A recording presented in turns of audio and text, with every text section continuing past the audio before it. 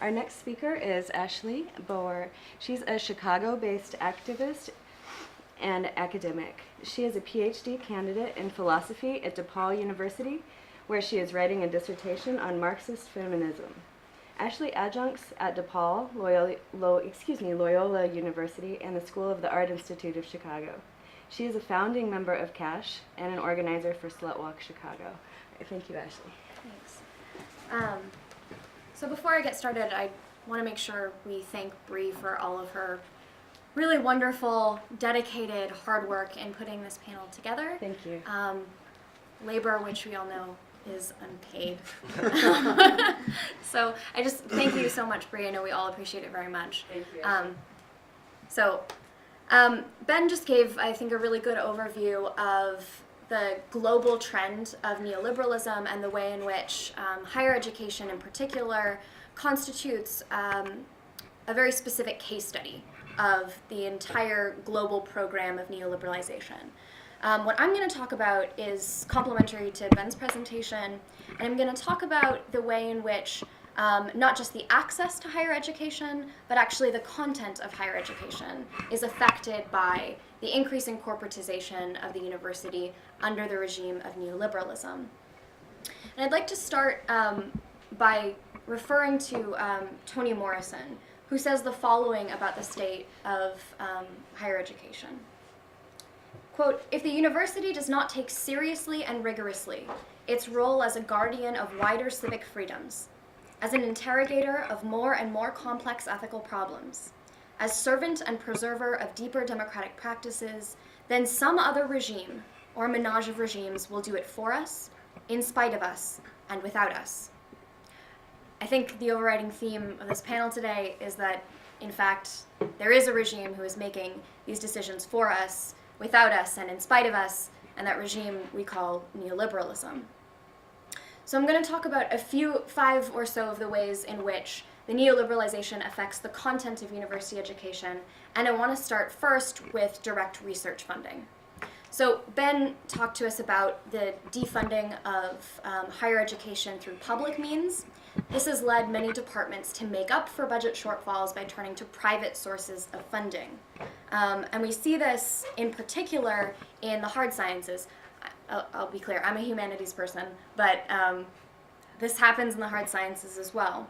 So Food and Water Watch in 2012 released a report confirming that nearly 1/4 of research funding at land-grant universities now comes from corporations.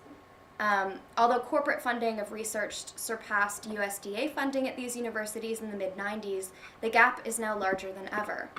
And what's more, a broader look at all corporate agricultural funding is $7.4 billion in 2006, dwarfed the mere $5.7 billion in all public funding of agricultural research spent the same year.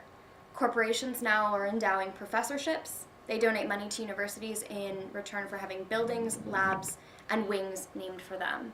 So when we look at the hard sciences, and in particular in agriculture, we see that the direct corporate funding of these institutions and of these programs means that the kind of research that's taken up, the kind of research that's funded, and the questions that researchers are asked to engage in are not dictated by interest, they're not dictated by importance, and they're not dictated by social justice concerns. Rather, they are increasingly beholden to a corporate master and a corporation that has literally become an employer for researchers and academics. We see similar statistics when we talk about the role of big pharmaceutical companies on medical schools and in biopharmacology departments. Moreover, for those of you who've seen the very excellent documentary Inside Job, we see that Harvard, Yale, Stanford, and MIT professors of economics have presented papers and have published papers containing patently false information supporting programs of marketization and deregulation, along with a whole host of other neoliberal practices, while on the payroll of companies like Goldman Sachs and Merrill Lynch. So in the hard sciences, in the social sciences, we're seeing the increasing turn of universities and of individual departments outside of public funding sources and towards individual corporations to make up for the budgetary shortfalls that we've seen over the past 30 and 40 years. What this means is that the original goal of academia and of academic research, which was putatively to allow for an engagement with truth, with fact, with knowledge, and with the world on the basis of some kind of objectivity or knowledge, has just become another way for corporations to shape and shift the narrative, the figures, and the truths that our society is based on. That's sort of example one. Second, we have the way in which undergraduate education in particular is structured. So one particularly notable and egregious example of a neoliberal approach to higher education comes from the great state of Florida. So Governor Rick Scott appointed a task force on education that attempted to implement a policy that would lower tuition for degrees, quote, friendly to corporate interests, in order to, quote, steer students towards majors that are in demand on the job market. Ben alluded to this a little bit in his presentation about how students might be making choices to go into majors that are deemed marketable, that will get them a job, or that will be likely to increase their post-graduation income.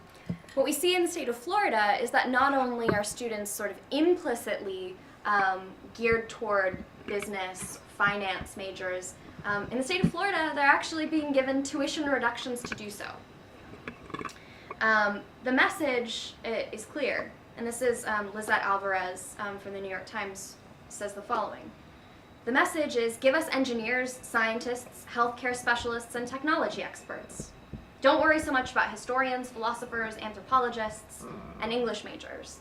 What we see in this particular instance and in the corporatization of higher education in general is the defunding of the humanities and the funneling of undergraduate students into degree programs that are both explicitly and implicitly underwritten by the very corporations that we might want to have a critical distance from, or that we might hope a university might give us the critical tools to critique. Furthermore, state budget debates in recent years have been focused specifically on the use or the worth of the humanities. And when university budgetary committees have to make quote unquote hard decisions, I think Ben has convincingly showed us that those decisions shouldn't be that hard at all. But when they say they have to make hard decisions, it's frequently the humanities that are the first to go.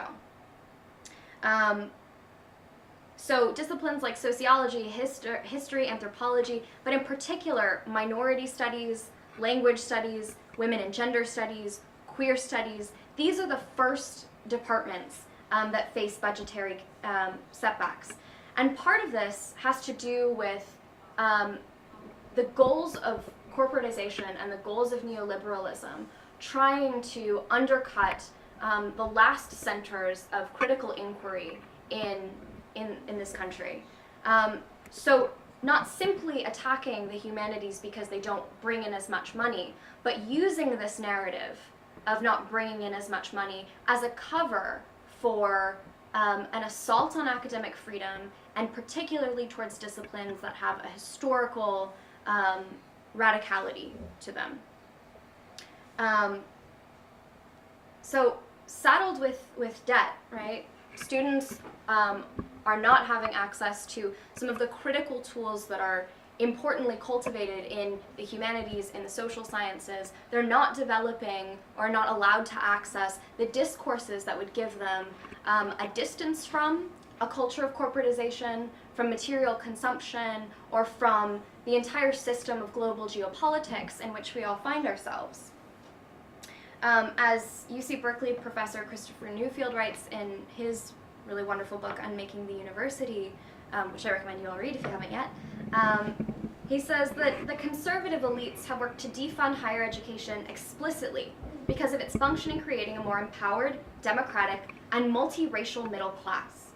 So just as the market system, right, has always been used in the entire history of capitalism has always been used to shore up the power of the elite, right? And I want to be clear here. We are talking about a white, male, bourgeois, cisgendered, heterosexual class of individuals.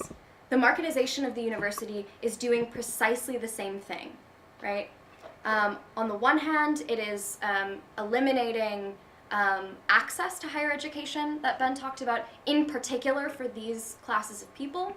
And on the other hand is defunding the very studies and departments that might allow groups of the oppressed to study their experiences, to make sense of those experiences, and to critique and explain and name the systems which keep them under the yoke of oppression.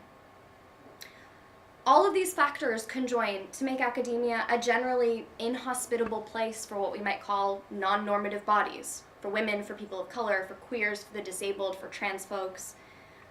And research in the departments specifically devoted to these issues, minority studies, gender and sexuality studies, are often the first departments to be completely cut and or to bear the brunt of academic downsizing. What this means is that both on the sort of structural departmental level and in terms of the content of courses that are being offered, our students are not able to access the same kinds of radical discussions, radical readings, and radical critiques of society that once were mainstays of a humanities and liberal arts education.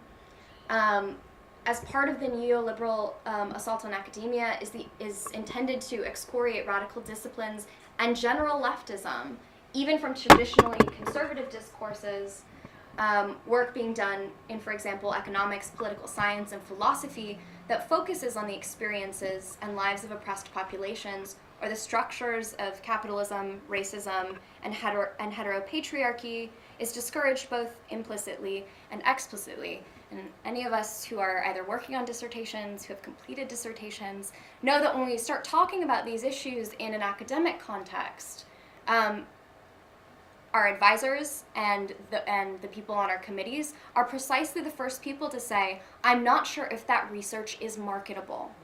So precisely because of the trends that Ben discussed in his presentation, where more and more and more of the workforce is becoming precarious, in which adjuncts comprise an overwhelming majority of the individuals teaching these courses, competition for tenure track positions, positions that would give even an iota of financial security or stability for people who have, let's be clear, spent generally 10, 15 years working in this, in these institutions, have to market themselves to universities.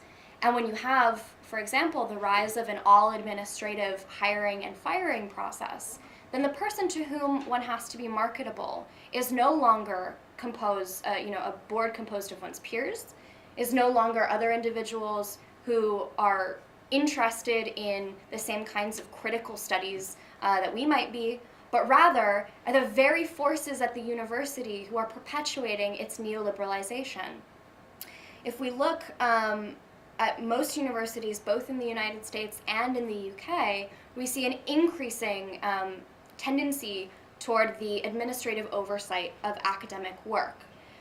What this means is that hiring and firing committees are no longer exclusively comprised of other academics. They're no longer comprised of your peers.